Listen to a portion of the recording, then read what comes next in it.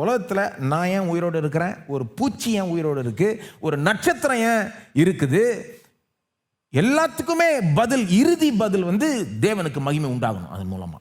அதான்.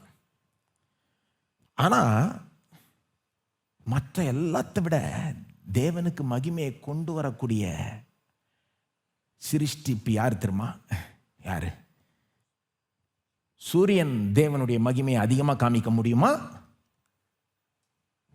அல்லது சூரியனை பார்த்து ஆண் வாயை பொழக்கிற நாம தேவனுடைய மகிமையை அதிகமாக நம் மூலமாக காமிக்க முடியுமா? இந்த சிருஷ்டிப்பை பார்த்தா அப்படியே நம்ம ஆச்சரியப்பட்டு நிற்கிறோம்ல. மலைகள், நதிகள், செடிகள், சமுத்திரம், இந்த வாட்டர் ஃபால்ஸ் இதெல்லாம் பார்க்கும்போது அவ்வளோ அழகாக இருக்குப்பா, என்ன மாதிரி. அது மூலமாக தேவனுடைய மகிமையை பார்க்கலாம். ஆனால் என்னென்னா நாம் அதை பார்த்து வாய்ப்புலந்து நிற்கிறோம். ஆனால் ஆக்சுவலாக பார்த்தீங்கன்னா யார் திரும்ப தேவனுடைய மகிமையை மேக்சிமம் சூப்பராக காமிக்க முடியும்? நீங்கள் தான், நாம தான். தேவனே அப்படி உண்டாக்கிட்டார். இந்த சூரியன், சந்திரன், நட்சத்திரங்களை அவருடைய சாயலில் உண்டாக்கினார் கிடையாது, நம்ம தான் அவருடைய சாயலில் உண்டாக்கினார். சாயலில் உண்டாக்குறதுனா என்னது? நான் என்னுடைய சாயலில் இங்கே ஒரு ஸ்டாச்சுவை செஞ்சேன்னா அதை பார்க்கும்போது நீங்கள் என்ன பார்ப்பீங்க?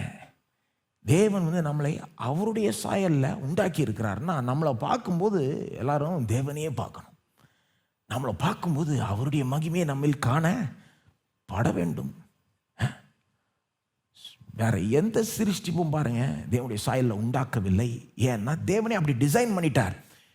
அவரே தெரிந்து கொண்டார் எதன் மூலமா, யாரின் மூலமா அவர் அதிகமாக மகிமைப்படணும், எதன் மூலமா, யாரின் மூலமா அவருடைய மகிமை அதிகமாக காணப்படணும்னா மனுஷன் மூலமா தான், மனிதர்கள் மூலமாக தான்.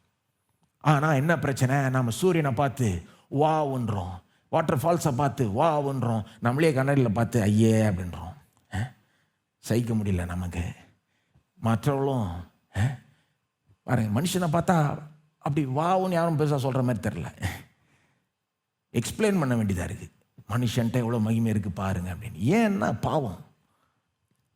பாவம் வந்ததுனால தான் தேவனுடைய மகிமையை நாம் பிரதிபலிக்க முடியல. மற்றவர்கள் நம்மளை பார்க்கும்போது அந்த மகிமையை பார்க்க முடியாதது காரணம் பாவம். ஆனால் மீட்பில் தேவன் என்ன செய்கிறார்? திரும்ப நாம் அந்த மகிமையை பிரதிபலிக்கும்படி நம்மளை ஆக்குறார், மாற்றுகிறார், மறுமாக்குறார், டிரான்ஸ்ஃபர்மேஷன்.